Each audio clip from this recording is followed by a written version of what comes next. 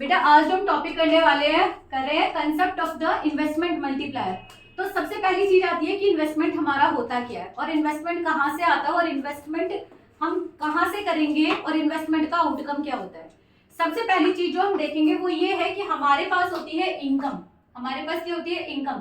Income के दो part होते हैं, एक होता है कंजप्शन और एक होता है सेविंग। हमने इनकम को ये किया, लेकिन जब इसी इनकम को हम डिमांड के फॉर्म में लेते हैं तो हम इसी इनकम को हम कन्वर्ट कर देते हैं। That income is equal to हो जाएगा, इसी सेविंग को हम क्या कन्वर्ट कर रहे हैं? इन्वेस्टमेंट में कन्वर्ट कर देते हैं।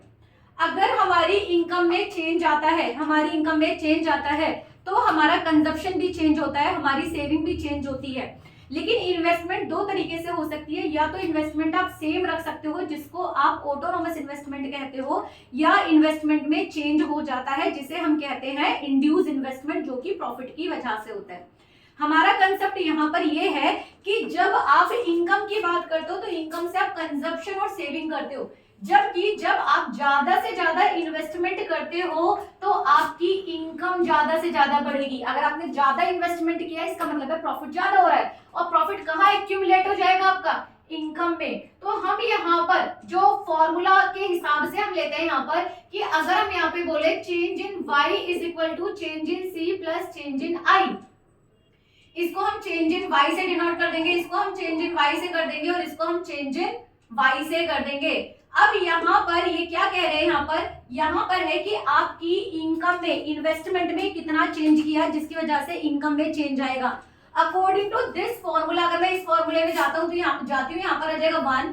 ये जो फॉर्मूला है ये है एमपीसी का, 1 is equal to MPC and this will become the formula of the 1 upon K. K is basically the multiplier. Then अगर हम इसे चेंज कर देंगे तो यहाँ पर आ जाएगा K is equal to 1 upon 1 minus MPC। ये आपका फर्स्ट फॉर्मूला हो गया। दूसरा K का फॉर्मूला होता है कि आपकी इन्वेस्टमेंट में चेंज आने से इनकम में कितना चेंज आया है। कंसेप्ट क्लियर हुआ कि आपकी इन्वेस्टमेंट में चेंज आने से कितना इनकम में चेंज आया, कितना गुना बढ़ा है।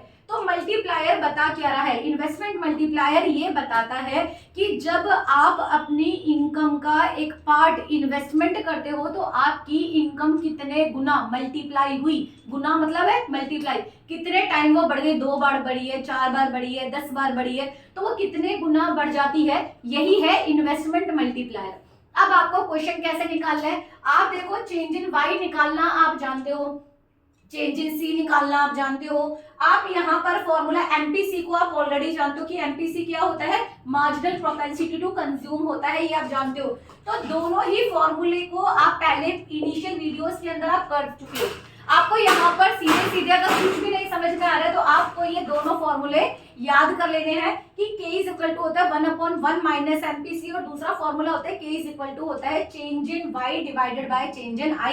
इन्वेस्टमेंट में चेंज होने से आपकी इनकम में चेंज हो गया है। अब यहाँ पर अगर हमारी K की वैल्यू पूछी जाएगी, ये मान के चलो कि अगर हम एमपीसी की वैल्यू यहाँ पर ले लें कि एमपीसी की वैल्यू जो है वो है 0 से 1 के बीच में, और यहाँ पर इसी फॉर्मूले के हिसाब से हम एमपीसी की वैल्यू को यहाँ पर पुट ऑन कर देते हैं कि K is equal to 1 upon 1 minus point, यहाँ पर कर दे 1, तो यहाँ पर क्या आ जाएगा? 0 आ जाएगा। 1 अपॉन 0 तो K की वैल्यू आपकी सीधी सीधी आ गई। क्लियर हुआ?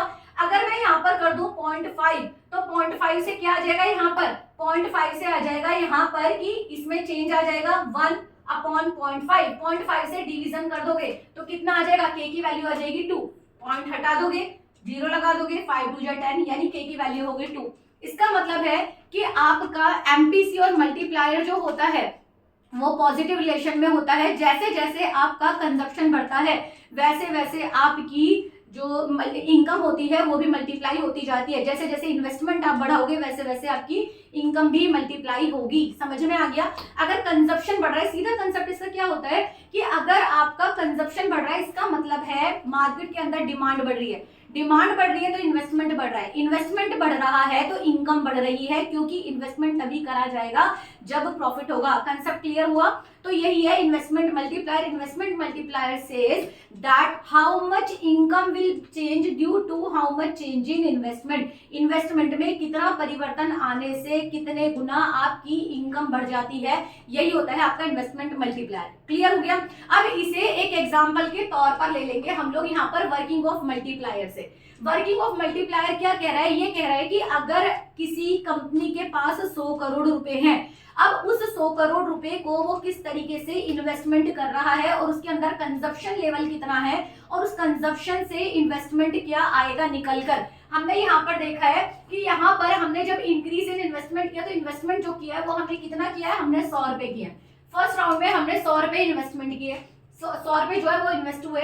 उसके बाद जब इन्वेस्टमेंट किया गया ये 100 रुपए, तो इससे जो इनकम आएगी वो कैसे जनरेट होगी, इन 100 रुपए में से 90 रुपीज का कंजप्शन हो जाएगा, क्योंकि कंजप्शन हम कितना मान के चल रहे हैं 0.90 ऑन ईच लेवल। हम इसे मान के चल रहे हैं कि जो हमारा कंजप्शन है, जो हमारा एमपीसी है, क्या है हमारा एमपीसी, एमपीसी है हमारा 0.9, एमपीएस कितना हो जाएगा, आप पहले वाली क्लासेस में करके आए, कमेंट बॉक्स में आप लोग लिखिए कितना हो जाएगा, यस 0.1, क्योंकि एमपीसी और एमपीएस की वैल्यू हमारी कितनी होती है 0 से 1 के बीच में। तो ये हम इसका क्योंकि ऑलरेडी डिटेल हम पहले वाले चैप्टर के अंदर कर चुके हैं, यहाँ पर सिर्फ हम वर्किंग ऑफ मल्टीप्लायर देख रहे हैं कि किस तरीके से इंक्रीज होता है, क्योंकि ये पेपर के अंदर आता है। कुछ नहीं करना है बेटा, हर बार जो आपके पहले इनकम आई है, जो आपकी सबसे पहली इन्वेस्टमेंट है, उस इन्वेस्टमेंट का अगर आपने एमपीसी लिया 0.9% यानी 90%, तो 90% कंजप्शन में चला जाएगा, 10% आपका सेविंग में चला जाएगा। जो आपने कंज्यूम किया वो फिर मार्केट में आ जाएगा, उसका जो 90% है उसका मार्केट में आ जाएगा।